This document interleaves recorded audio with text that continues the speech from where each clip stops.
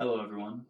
I'm here today to tell you about being a business owner again, just like last speech. And this time, I'm trying to persuade you all to have your employers pay you higher than the minimum wage. Because as employees, you deserve more than just enough money to scrape by. You need a more livable wage. So, the first thing I'm going to speak about here is the myths and assumptions that people have made about the minimum wage and why they're incorrect and why that type of thinking is wrong. Their research suggests that a minimum wage increase could have a small stimulative effect on the economy as low wage workers spend additional earnings, raising demand and job growth, and providing some help on the job front. And that was a quote from a letter that was written to the president, who was Obama, and still is. So it was a pretty recent letter. I think it was last year when it was written. And it was written by 600 economists.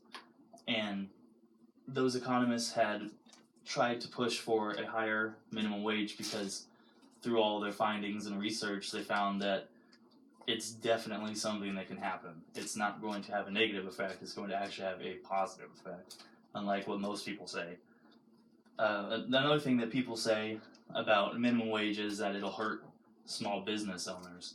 But actually, a public policy polling survey in 2015, so again last year, says that 60% of small business owners actually support an increase in minimum wage. And those small business owners that support it already, most of them anyway, already pay above minimum wage at their lowest level.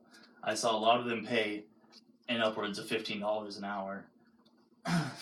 But it just goes to show that most small business owners won't be negatively affected by a wage increase.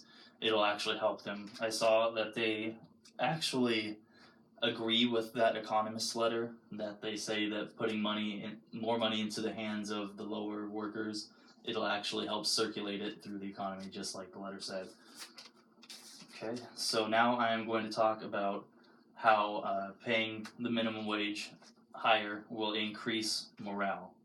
So in Denmark, which is one of the happiest countries in the world, one of the best in terms of morale and workforce happiness, the minimum wage there is equivalent to about $20 here. So over in Denmark, they're pretty happy with the wage that they get, and it's, like I said, about $20. So that's a pretty big increase from what we see here today.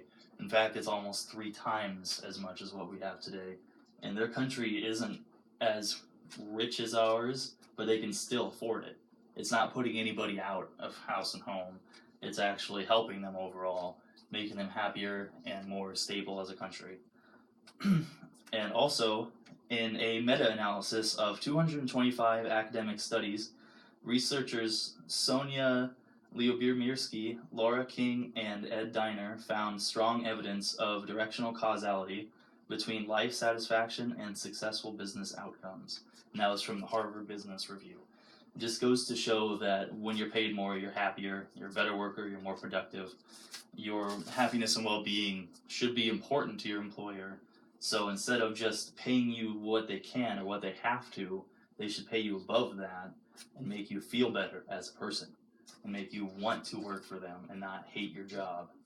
If you hate your job, obviously you're not going to do as well in your job. You're not going to enjoy it.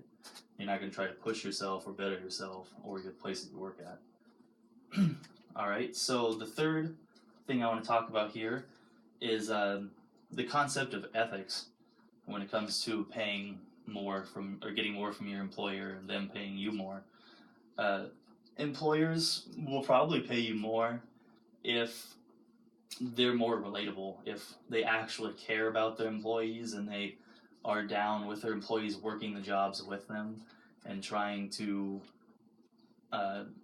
see where they're coming from and really understand what makes them work better or like how to make them work better. They know that by paying them more and working with them, it'll help out morale. Again, ties into the last point I made. Okay, so an AFL-CIO study of CEO pay across a broad sample of S&P 500 firms showed that the average CEO there earned 331 times more than the typical U.S. worker. In 1980, it was only 42 times. So, in the course of about 30 years, 36 years now, that has increased immensely. The disparity between a CEO's pay and the worker's pay. And it's honestly ridiculous because, as you can see here, you are only making this 1 penny. This is it, just this one little coin. That's your pay. Every hour, say. Just as an example, you get a penny an hour. And your CEO is making a massive wad of cash every hour compared to that. 331. So they're making $3.31 to every penny that you make. When you take that times even a week's worth of work, that's a huge difference.